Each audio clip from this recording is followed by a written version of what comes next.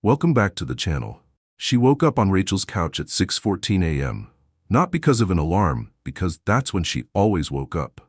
Body clock unchanged, life unrecognizable. She lay still, staring at a water stain on Rachel's ceiling, cataloging what was different. The sounds, a stranger's refrigerator hum, traffic coming from a different direction. The smell, Rachel's lavender candles instead of the cedar diffuser Marcus had picked out. Everything was different. She was still the same. Rachel appeared in the doorway in an oversized university sweatshirt, holding 2 mugs.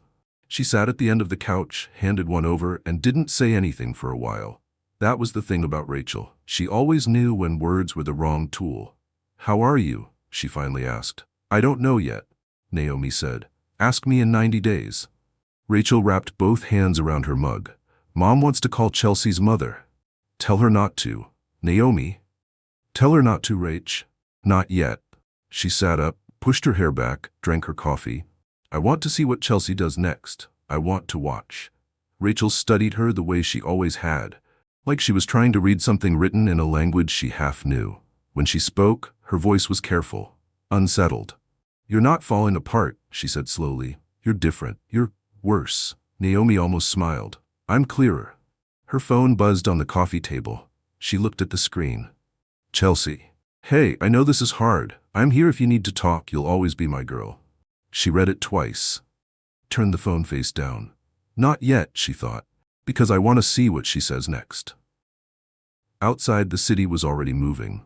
Naomi sat in the quiet of her sister's apartment, hands around a borrowed mug, and watched the light change. She wasn't grieving. She was counting.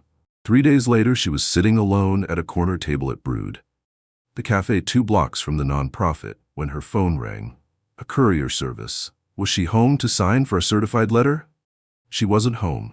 She no longer had a home. "I can meet you here," she said, and gave the address. The envelope arrived 20 minutes later. Cream-colored, heavy stock, embossed in the upper left corner, Whitmore & Associates, Estate and Legacy Law. She didn't recognize the firm. She ordered a second coffee before opening it. She read it once, then again from the beginning, more slowly. The way you reread something when the words are clear but the meaning hasn't landed yet. Then she set it face down on the table. She looked out the window at the street. A bus pulling away from the curb. A child chasing a dog across the crosswalk, laughing at something only children find funny. A man in a yellow jacket arguing cheerfully into his phone. The ordinary Tuesday world, going about its business, completely unaware. She stayed very still for approximately 45 seconds. Then she picked up her coffee and finished it. The letter informed her, in the measured language of attorneys who charged by the syllable, that one Edmund Voss, her maternal great-uncle, a man she had met exactly 4 times in her life and thought about almost never, had died 11 days ago at the age of 81, and had named her, Naomi Elaine Carter, as the sole heir to his estate. His estate, a privately held real estate portfolio spanning 19 states and 4 countries. Current valuation, $650 billion. She folded the letter carefully along its original crease, slid it back into the envelope, and tucked it into her bag. She left a $20 bill under her cup. Then she walked back to work. She was 3 minutes early. Jonathan Whitmore called the next morning at 8 sharp, the kind of punctuality that announced itself as a character statement. Naomi was sitting on the edge of Rachel's couch in yesterday's work clothes, coffee going cold on the table beside her, when she answered. He introduced himself without warmth or excess, just his name, his firm, and the matter at hand. She listened without interrupting. Edmund Voss, he explained, had been observing her for years. Not intrusively. He was not that kind of man. Quietly. The way a person watches a tree grow, with patience and without agenda. He had been, in his final decade, a man who studied people the way others studied markets, looking not for flash, but for structure. For what held. "He described you in his instructions," Whitmore said, "as someone who had learned to live without wealth, and who had therefore learned something that money cannot buy." Edmund had no children. There had been 3 previous candidates, 2 family members who had revealed themselves over time to be exactly what he feared. Transactional, performative, hungry in the particular way of people who mistake wanting for deserving.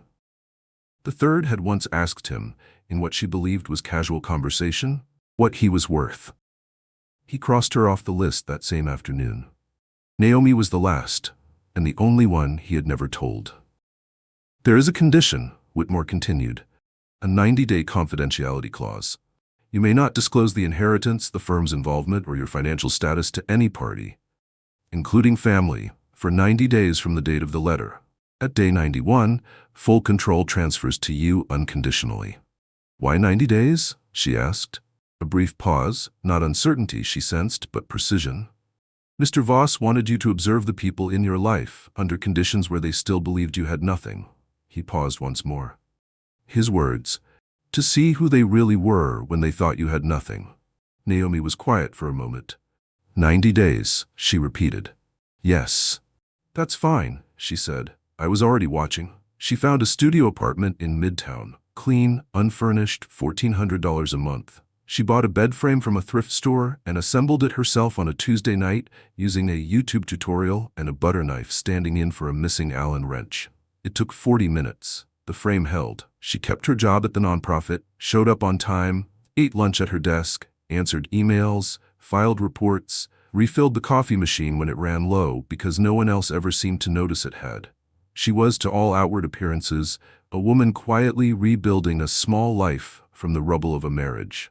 That was the story they were all telling about her. Now, if you're enjoying this video, click the like button, comment and subscribe to this channel for the full video, because what happened next would leave you chilling.